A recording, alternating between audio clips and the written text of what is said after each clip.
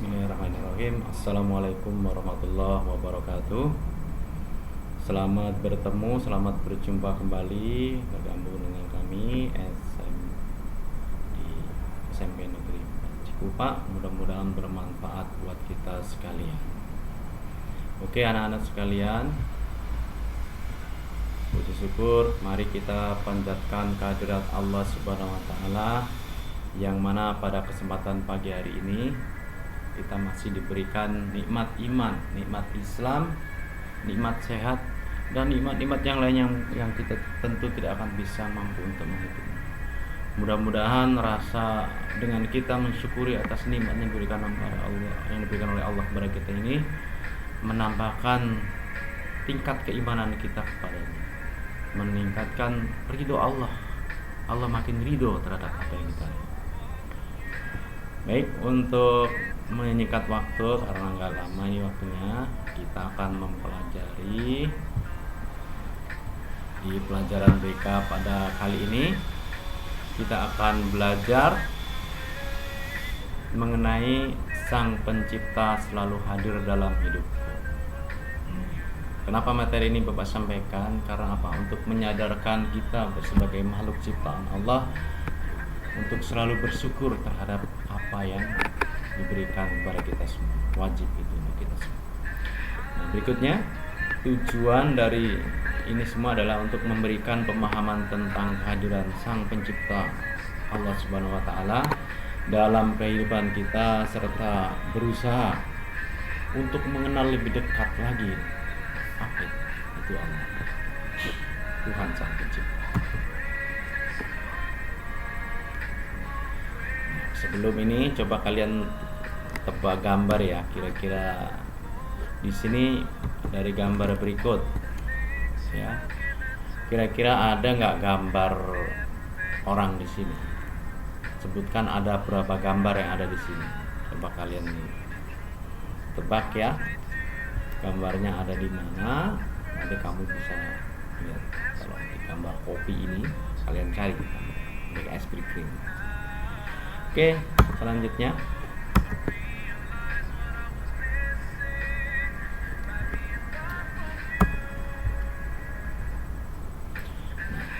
kapan kita ingat kepada Sang Pencipta dan apa yang harus dilakukan? Mengingat Sang Pencipta tentu harus dilakukan setiap saat, kapanpun dan dimanapun. Ittaqilah haitsuma kunta. Bertakwalah kepada Allah dimanapun kalian berada. Jadi mengingat Allah itu tidak hanya pada saat sholat atau sembahyang, atau pada saat kita berkumpul dalam suatu ibadah-ibadah ritual lainnya. Sang Pencipta selalu hadir, selalu ada di dalam setiap episode kehidupan kita, dari setiap hentakan napas kita, denyutan jantung kita. Nah, persoalannya, apakah kita mau menerima Dia sebagai pemain utama dalam kehidupan kita, atau kita menganggap Dia hanya sebagai pemeran pengganti yang kita panggil hanya jika kita membutuhkan, atau mungkin kita memperlakukan Sang Pencipta hanya sebagai penonton yang tidak punya andil apa-apa dalam kehidupan kita. Itulah patut kita renungkan anak-anak sekalian. Jadi ingat, tugas hidup kita punya tanggung jawab dalam kehidupan ini ya. Tidaklah Allah ciptakan jin dan manusia kecuali hanya untuk beribadah kepadanya ya. Wa ma khalaqtul jinna wal insa illa liya'budun. Itu yang patut kita renungkan, kita resapi. Berikutnya ada beberapa ikhtiar yang bisa kita lakukan agar kita dapat mengenal lebih dekat dengan Allah Tuhan kita, yaitu pertama, berusahalah untuk merenung dan berzikir selalu. Zikir itu ingat bahwa kita ini adalah makhluk yang selalu membutuhkan pertolongannya. Kita adalah ciptaan Sang Pencipta yang selalu merasakan hadir di antara kita. Bersyukurlah, yang kedua ya, bersyukurlah atas semua karunia nikmat yang diberikannya. Kita diberikan kesehatan, kekuatan, dan lain-lain. Mari kita gunakan untuk beribadah kepadanya. Kita harus selalu bersyukur baik di kala susah maupun di kala senang. Jadi mensyukuri adalah melaksanakan aktivitas gerak hidup dengan sesadar-sadarnya kepada Allah Subhanahu wa taala, bahwa segala sesuatu karena Allah Subhanahu wa taala. Tanpa keterlibatan Allah semua tidak akan pernah terjadi. Ya. Berikutnya, perkara diri kita dengan ilmu pengetahuan. Perkayalah diri kita dengan ilmu pengetahuan, yaitu dengan sungguh-sungguh dengan belajar. Karena apa? Tidurnya orang berilmu itu lebih baik daripada ibadahnya orang yang tak berilmu. Jadi sangat mulia sekali. Tidur aja bernilai bagi seorang yang berilmu. Daripada orang berilmu beribadah itu sangat rendah derajat. Jadi perkaya diri dengan ilmu. Karena tidurnya orang berilmu itu lebih baik daripada ibadahnya orang tak berilmu. Selanjutnya, kalau ilmu pengetahuan sudah kita dapat, mari kita gunakan untuk mengkaji kitab-kitab ajaran Allah, agar ibadah kita lebih mantap dan bermakna, bernilai.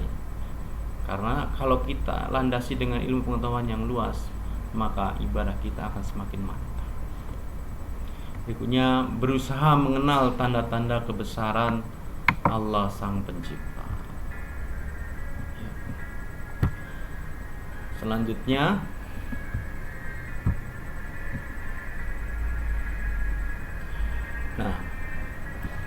sebelum ini berikut beberapa bukti tanda-tanda kebesaran Allah Sang Pencipta. Di antaranya adalah beliau menciptakan langit.